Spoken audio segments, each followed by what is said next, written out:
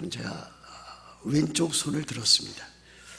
저 멀리서 볼 수 있는지 모르지만은 제 왼손 네 번째 손가락에는 반지 하나가 끼어져 있습니다. 이 네 번째 손가락을 때에 따라서는 뭐 약지라고도 하고 때에 따라서는 무명지라고 합니다.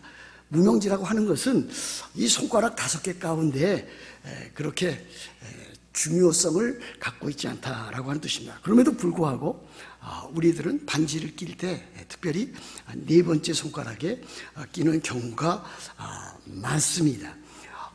제 손가락에 있는 이 반지는 제에게는 참으로 귀하고 소중한 반지입니다.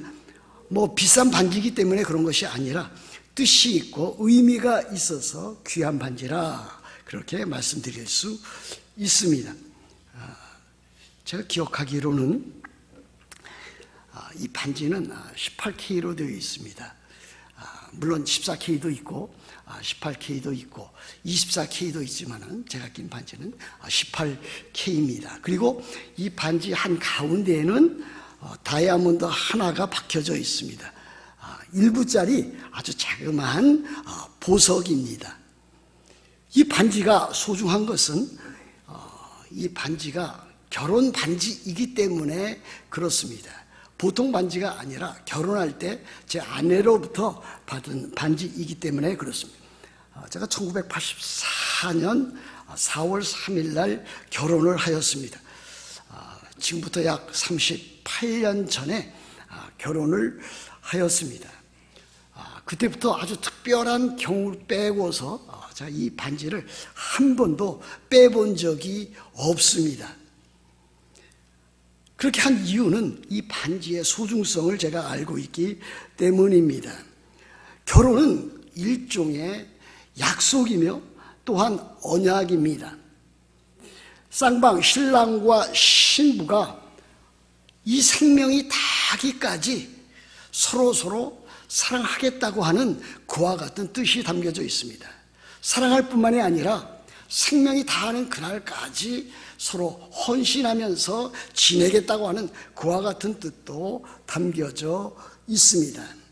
그 순간부터 변함없이 순결을 지키며 서로가 서로에게 그야말로 모든 것이 되겠다라고 하는 그와 같은 뜻이 담겨져 있는 것이 반지입니다. 결혼 반지입니다. 그래서 우리 기독교에서는 이 결혼을 일컬어서 결혼 언약이라 이렇게까지 부르고 있습니다.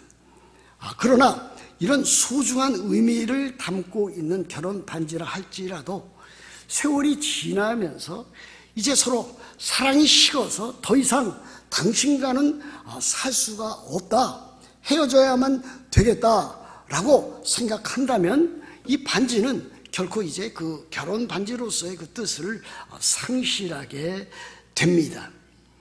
그뿐만 아니라 결혼 반지를 끼고 있지만은 서로 헐뜯고 또 싸우고 특별히 자녀들 앞에서 참 볼썽사나운 모습을 보이고 있다면 아무리 소중한 반지를 끼고 있다고 할지라도 값진 반지를 끼고 있다 할지라도 그 반지는 제대로 된 그 값어치를 나타내 보여준다 말할 수가 없을 것입니다.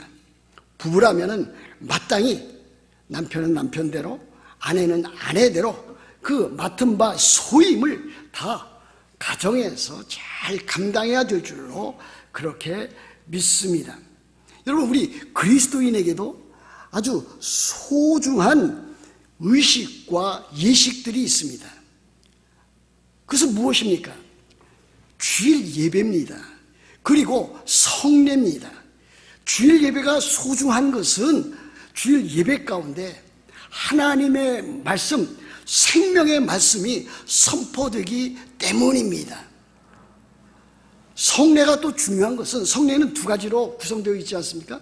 세례와 성찬으로 구성되어져 있는데 이 성례를 통해서 참으로 눈에 보이는 하나님의 말씀, 하나님의 은혜가 모든 성도들에게 전달되어지기 때문에 그와 같다고 말씀드릴 수 있습니다. 그런데 예배가 종교적인 또는 형식적인 의미에만 그치고 성례 또 세례와 성찬이 하나의 의식으로만 그친다면 그것은 차라리 없는 것만 못할 경우도 없지 않아 있습니다. 참으로 비극적이고 안타까운 일입니다. 그러므로 우리들이 예배에 참석할 때 또 성례, 성찬에 참석할 때는 그 의미와 그 뜻을 잘 헤아려 살펴서 이 예배와 성례를 통해서 하나님께서 우리들에게 참으로 보이지 아니하는 그 말씀, 또 보이는 그 하나님의 말씀을 통해서 우리들에게 생명을 주고 더 풍성한 삶을 허락하시고 또 우리로 하여금 하나님의 백성다움에 그 얼마나 소중한 것을 깨우쳐 알게 하고 더 나아가서 어떻게 하면 그리스도인다운 하나님의 백성다운 삶을 살게 할 것인가 하는 그와 같은 교훈과 메시지를 받게 됩니다. 여러분, 오늘 이 본문에 나와 있는 유대인들에게도 마찬가지였습니다. 유대인들이 가지고 있었던 것은 율법이었습니다. 또 율법뿐만이 아니라 그 이후에 나타난 할례라고 하는 의식도 그들이 갖고 있었습니다. 그러므로 유대인이 되었다라고 하는 것은 자기 자신이 참으로 하나님의 말씀이 담겨져 있는 율법을 가지고 있다고 하는 것, 또 그리고 하나님의 말씀이 보여준 할례를 행함으로 그들 자신이 하나님의 백성 되었다라고 하는 엄청난 자부심과 자긍심을 갖고 있었습니다. 특별히 그들은 율법만 갖고 있지 아니하고 할례를 갖고 있다 했습니다. 할례가 무엇인지 이제는 알고 있지 않습니까? 할례는 아기가 태어나면은 난지 8일 만에 종교적인 의식을 행하는 것입니다. 갓난 아기의 성기의 표피를 잘라내는 것입니다. 잘라낸 그 현장을 제가 영화에서 보니까 그때에는 랍비가 그것을 시행하고 그 주변에는 그 부모와 가족 식구들과 그리고 지인들이 거기에 참여하는 것을 보았습니다. 우리들이 할례를 영어로는 circumcision이라 이렇게 말을 합니다. circumcision이라고 하는 것은 둘레를 시전, 자른다라고 하는 뜻입니다. 성기 표면의 그 둘레를, 남자 성기의 그 표면, 아주 강난하게 표면을 자르는 것입니다. 아브라함이 이삭을 낳은 다음에 자기 자신을 비롯해서 이스마엘 그리고 이삭 그렇게 해서 할례를 행했습니다. 그렇게 함으로 그들이 하나님의 백성된 표를 이제 모든 사람에게 드러내기를 시작을 했습니다. 이렇게 볼 때에 이 할례 제도라고 하는 것은 매우 유대인들에게 있어서는 소중한 종교적인 유산이었습니다. 내버릴 수 없는 과 같은 것이었습니다. 그런데 그들에게 문제가 있었습니다. 하나님께서 그들에게 주신 율법의 의미, 율법의 목적, 그리고 할례를 시행하라고 하신 할례 제도의 그와 같은 뜻과 목적을 그들이 잊어먹고 있었습니다. 그들은 율법을 가지고 있고 율법에 따르는 할례를 행하기만 하면은 그들은 그 모든 것을 다 이룬 것이라고 여겼습니다. 그러나 하나님께서 율법을 주시고 또 율법에 따르는 그 할례를 행하라 하신 것은 다름 아닌 하나님을 믿고 하나님의 말씀의 율법을 믿고 율법에 따르는 그와 같은 삶을, 참 순종 어린 삶을 살라고 하는 그와 같은 뜻이 담겨져 있었습니다. 그러므로 그리스도인에게 있어서 이 순종이라고 하는 것은 믿음과 더불어서 매우 소중한 일이 아닐 수 없습니다. 여러분 25절 보십시오. 이렇게 되지 않습니까? 네가 율법을 행하면 할례가 유익하나 만일 율법을 범하면 네 할례가 무할례가 되느니라 그랬습니다. 여기서 네가 했을 때 너라고 하는 것은 다름 아닌 유대인을 가리킵니다. 유대인이 율법을 행한다면, 율법을 순종한다면 할례, 그들이 받은 할례가 참으로 의미가 있고 뜻이 있고 목적이 있는 것이 되는 것이지만은, 만일 율법을 범하면, 하나님의 말씀에 순종하지 아니하면 네 할례는 무할례가 되느니라.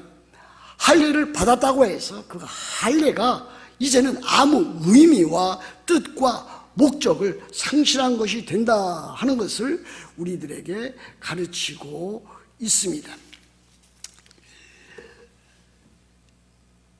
여기 25절과 26절에 또 이와 같은 말씀을 우리들이 봅니다. 26절 보면 이렇게 되어 있지 않습니까? 그런즉 무할례자가 율법의 규례를 지키면 그 무할례를 할례와 같이 여길 것이 아니냐. 27절까지 읽습니다. 또한 본래 무할례자가 율법을 온전히 지키면 율법 조문과 할례를 가지고 율법을 범하는 너를 정죄하지 아니하겠느냐 그랬습니다. 유대인은 할례를 받은 할례자입니다.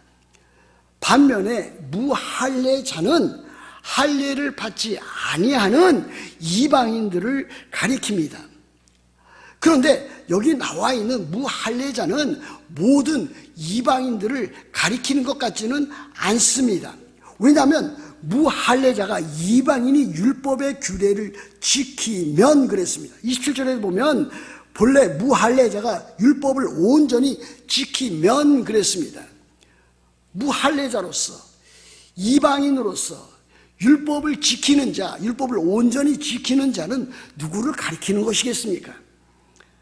저는 여기 나타난 무할례자가 다름 아닌 복음을 믿어 그리스도인이 된 그리스도인들, 이방인 그리스도인들이라 저는 그렇게 믿습니다. 그러므로 그리스도인으로서 이제 참 율법을 지키지 아니하는 그와 같은 자를 볼 때에 그들을 참 판단하고, 또 이제 맨 마지막 날에 우리 주님께서 영광스럽게 재림하실 때에 그들을 심판할 것이 아니겠느냐 하는 것을 우리들에게 말하고 있는 것이 아니겠습니까? 너를, 유대인을 정죄하지 아니하겠느냐. 우리들이 유대인이라든지 또 이스라엘 그런 나라 백성들을 우리들은 경멸하지 않습니다. 그들이 유대인들로서 예수님 당시에 예수 그리스도를 십자가 못 박혀 죽는데 앞장선 것 사실입니다. 그렇지 않습니까? 특별히 제사장들과 서기관들, 바리새인들, 사두개인들, 이 종교적 지도자들이 예수 그리스도를 십자가에 못 박는데 앞장서서 그와 같은 일들을 했습니다. 그럼에도 불구하고 우리들은 참 이스라엘 백성들, 유대인들, 이스라엘 국가를 경멸하지는 않습니다. 경멸해서도 아니 될 것입니다. 그러나 그들이 참으로 복음을 믿지 아니하고 예수 그리스도를 주로 구주로 받지 아니한다면, 메시아로 받아들이지 아니한다면 그들은 최종적으로 하나님의 심판대에 놓일 것입니다. 이방인들이 복음을 믿지 아니하면 참으로 죄인으로서 하나님의 심판과 저주 아래 있듯이 유대인들도 마찬가지로 복음을 믿지 아니하면, 예수 그리스도를 믿지 아니하면 그들도 최종적으로 하나님의 심판과 하나님의 저주 가운데 놓여지게 된다라고 하는 것을 우리들에게 가르치고 있습니다. 그러므로 오늘 여기 나타난 28절과 29절에 나타나 있는 내용은 매우 소중한 뜻을 지니고 있습니다. 여기 보십시오. 무릇 표면적 유대인이 아니요 표면적 육신의 할례가 아니니라. 오직 이면적 유대인이 유대인이며 할례는 마음의 할지니 영에 있고 율법 조문에 있지 아니한 것이라. 그 칭찬이 사람에게서가 아니요 다만 하나님에게서니라 그랬습니다. 이스라엘 백성들이 있습니다. 유대인이 있습니다. 그들은 태어날 때에 혈통적으로 그들의 부모가, 그들의 선조가 이스라엘 사람이요 유대인이기 때문에 유대인으로 이스라엘 사람으로 태어납니다. 그 같은 사람을 일컬어서 오늘 성경은 표면적 유대인이라 혈통적으로 그 혈통을 이어받아서 태어나면서 할례도 받고 율법도 소유하고 유대인으로서 이스라엘 백성들로 사는 사람들인 것을 보여주고 있습니다. 이면적 유대인입니다. 표면적 유대인입니다. 그런데 그 표면적 유대인이라고 해서 참된 유대인이냐? 여기 보면 표면적 유대인이 아니요 표면적 육신의 할례가 아니야.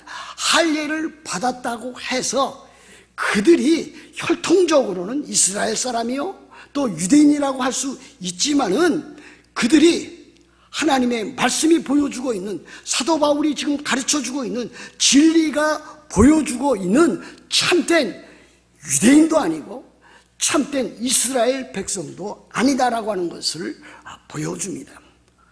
이스라엘이라고 하는 나라는, 이스라엘 백성 그 나름대로 가치가 있습니다. 그것은 우리나라 백성이 가치가 있는 것과 마찬가지입니다. 우리는 한국 사람이고 한국인입니다. 한국에서 태어났기도 했고 여기서 태어난 자녀들도 있습니다. 한국 사람이면 한국 사람다운 자부심과 긍지를 가지고 있습니다. 그것은 하등의 잘못이 없습니다. 유대인이나 이스라엘 나라, 이스라엘 백성들도 마찬가지입니다. 그 이상의 뜻을 여기에서 첨부시키면 안 됩니다. 저는 최근에 우리 교회당에서 열렸던 어떤 세미나에 제가 우리 교회당에서 열린 것이기 때문에 참석한 바 있습니다.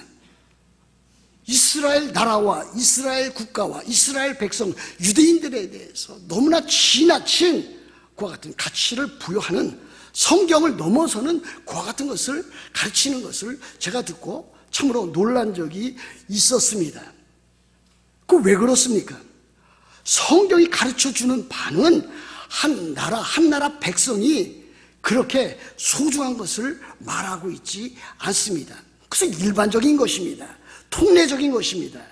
미국 사람이 소중하듯 이스라엘 백성들이 소중하고 한국 사람이 소중한 것입니다. 이스라엘 백성이 1948년에 독립했다고 해서 거기에 너무나 치중해서 거기에 모든 것을 부여하면 안 됩니다. 예수님이 이스라엘 땅에 이렇게 참으로 초림, 성육신했다고 해서 예수님께서 재림하시는 그 장소도 예루살렘이다, 이스라엘 땅이다, 이렇게까지 주장해서는 아니 되는 것입니다. 주장해야 될 것은 무엇입니까? 마땅히 그리스도인이라면, 구원받은 사람이라면 그 사람이 유대인이건 이방인이건 다 소중한 하나님의 백성이 되고 그 사람이야말로 이제는 참 유대인, 참 이스라엘, 새 이스라엘이 된다고 하는 것을 우리들은 알아가야 될 것입니다. 그것이 28절과 29절이 우리들에게 보여주는 것입니다. 표면적 유대인이 아니요 표면적 육신의 할례가 아니니라 그랬습니다. 이면적 유대인이며 할례는 마음의 할지니, 누구를 보여주는 것입니까? 참된 그리스도인들을 보여주는 것입니다. 이면적 유대인, 참으로 참된 유대인, 진짜 유대인은 누군가? 이것은 그리스도인인 것을 보여줍니다. 이방인으로서 예수 그리스도를 믿고 예수 그리스도의 주되심을 믿고 참으로 하나님의 백성답게 살아가는 그 사람이 참된 유대인이다. 영적인 의미에서 그와 같은 것을 보여주고 있습니다.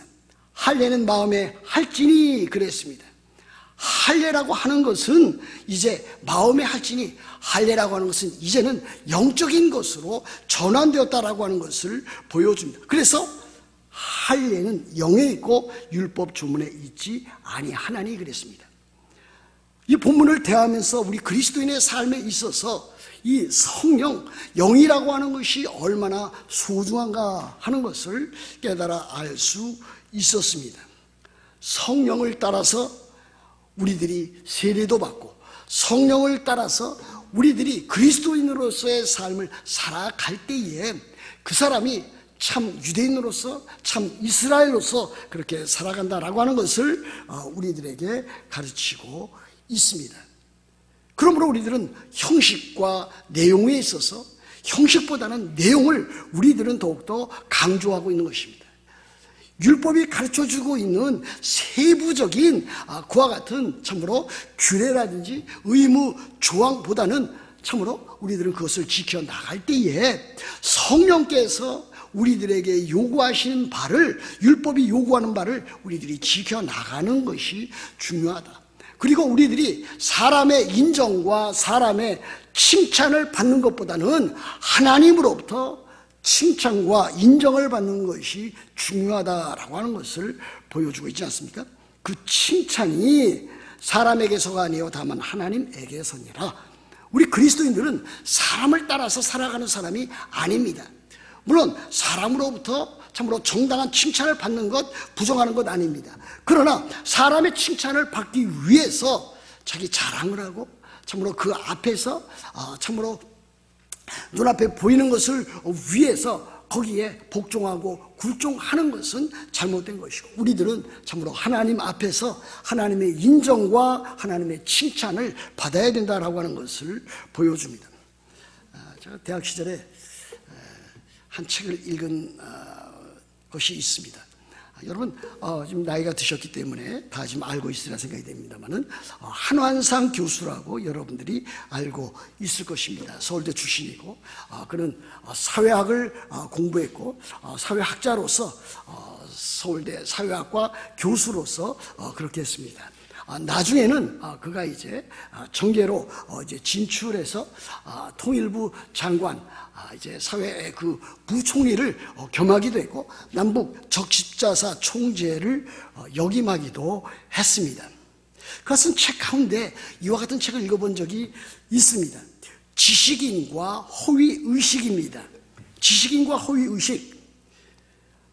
대부분의 지식인은 이 지식층들은 그들이 많은 학식과 또 많은 여러 가지 교양과 학문을 갖고 있지만은 그들의 삶이라고 하는 것은 그 상하탁적인 그와 같은 그 지식에만 그치지, 실제로 그들이 참 사회에서 또 활동하는 모든 면에 있어서 사회 참여라든지 사회 봉사라든지 또 정치적인 이 면에 상당히 부족한 것을 보여주고 있다.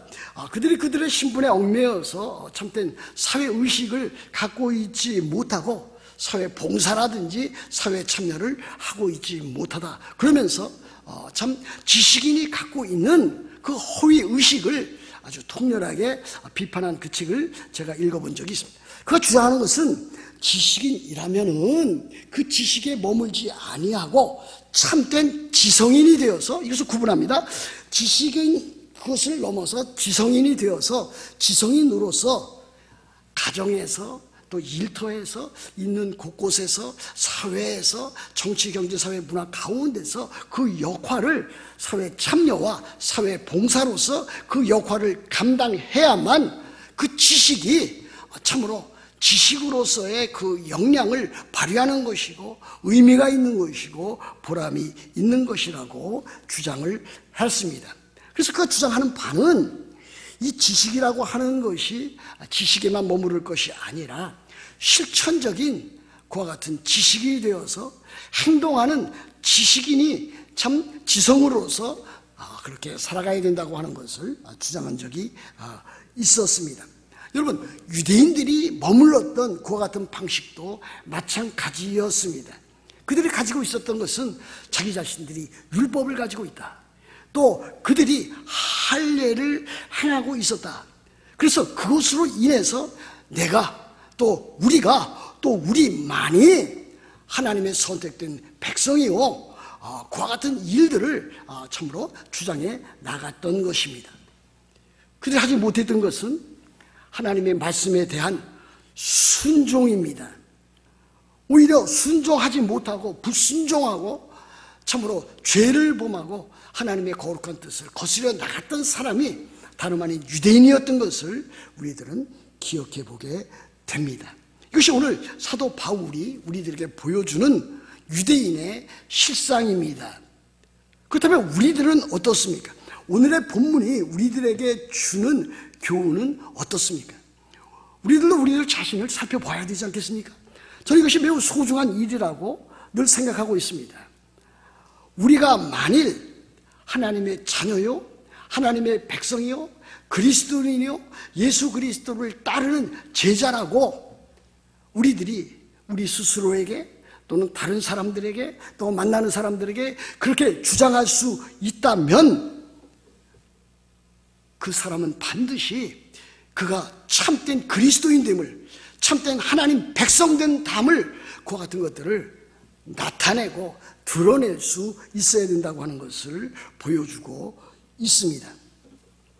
우리가 예수 그리스도를 주님과 구주로 믿은 참으로 본어게인 크리스찬이라고 주장할 수 있다면 그 사람은 반드시 새 생명을 갖고 있는 사람이어야만 합니다.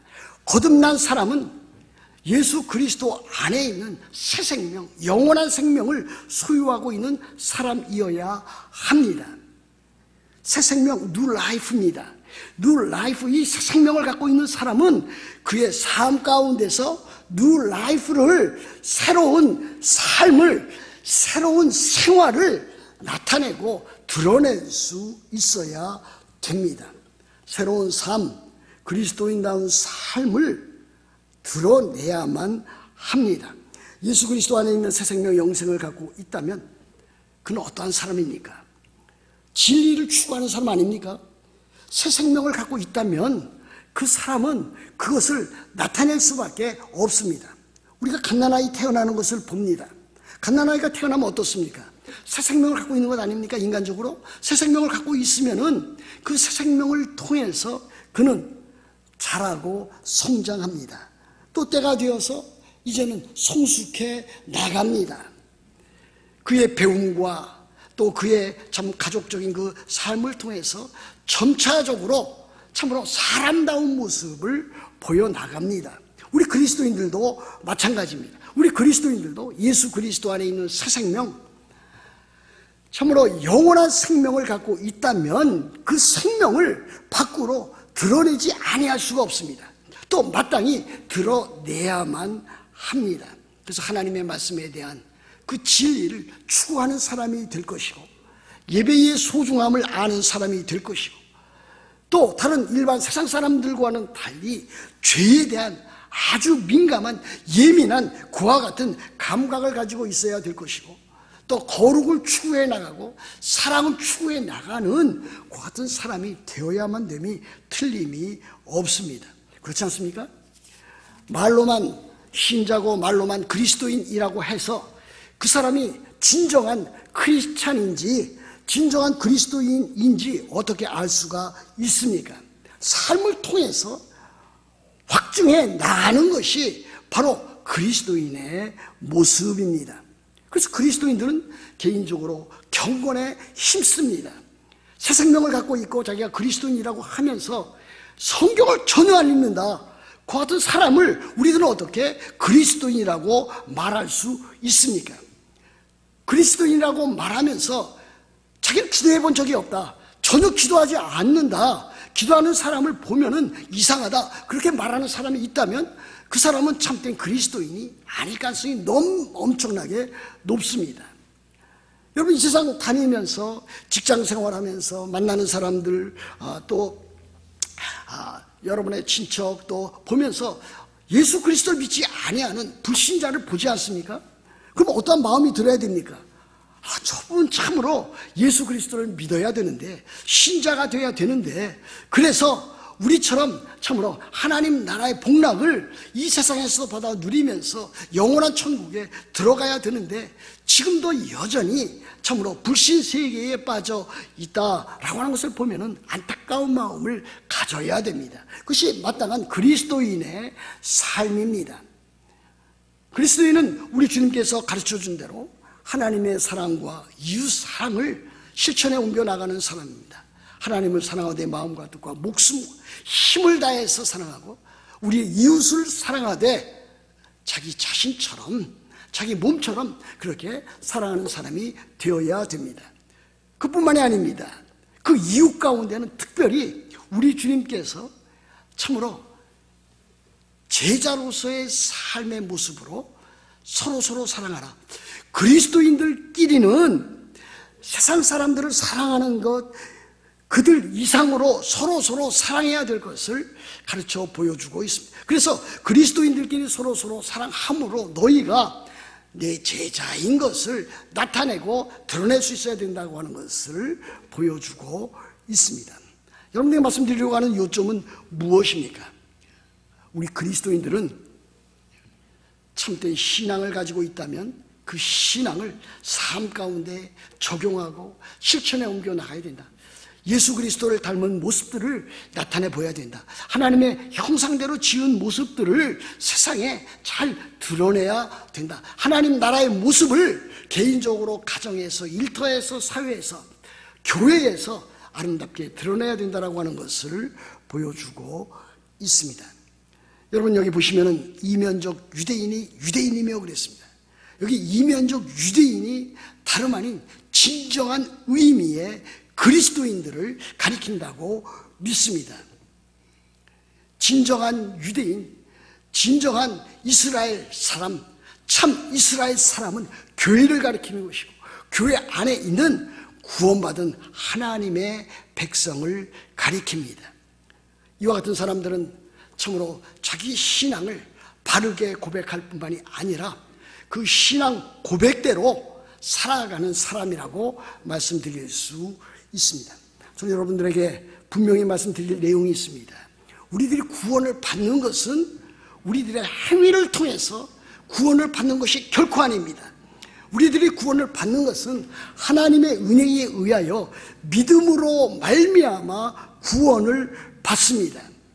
우리들의 선한 행동을 통해서 그리스도인이 되거나 신자가 되는 것이 결코 아닙니다. 많은 사람들이 그렇게 생각하는데 결코 그렇지 않습니다. 우리들이 신자가 되고 그리스도인이 되는 것은 하나님의 은혜를 인하여 믿음으로 되는 것입니다. 예수 그리스도의 십자가의 복음과 부활의 복음을 믿음으로 그렇게 되는 일입니다. 물과 성령으로 거듭나서 우리들이 죄로부터 돌이켜 회개하고 또 우리들의 복음을 믿어서 우리들은 신자가 됩니다. 그러므로 우리들이 참으로 신자가 된 후에 중요한 것은 그냥 마구잡이로 살아가는 것이 아니라 진정하게 하나님의 자녀답게 하나님의 백성답게 그렇게 살아가면서 하나님의 자녀다운 모습을 드러내는 것이, 그 신분을 드러내는 것이 필요하다 그렇게 믿습니다. 바로 그리스도인의 삶은 이와 같은 것입니다. 구원을 받았다면 구원받은 증거로서 믿음으로 살아가고 순종하면서 살아가고 참으로 하나님 나라의 모습을 가정에서 자기 아내에게, 자기 남편에게, 또 자기 그 자녀들에게, 부모에게 나타내는 삶이 필요하다라고 하는 것을 우리들에게 보여주고 있습니다. 물론 그렇다고 해서 그리스도인이 다 완전한 것은 아닙니다. 그리스도인도 때에 따라서 참으로 연약해서 범죄할 때도 있습니다. 그때는 하나님께서 우리들에게 그와 같은 것을 해결할 길을 열어주지 아니하셨습니까?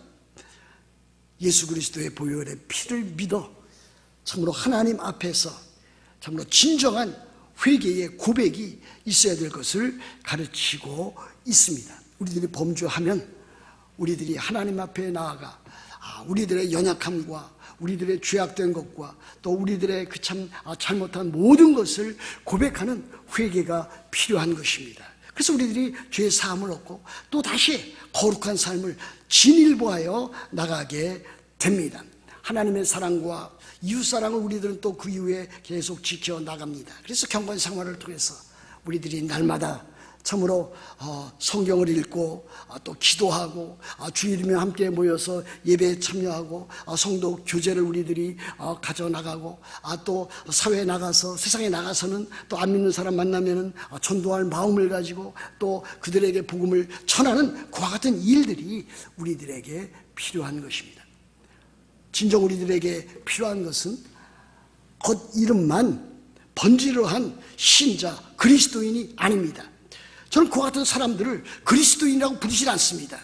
그와 같은 사람들을 저는 때에 따라서 교인이라고만 부를 경우가 많이 있습니다. 뭐 우리들은 다 교인이지만은 교인들 가운데는 참된 그리스도인이고 그렇지 않은 사람이 있기 때문에 그렇습니다.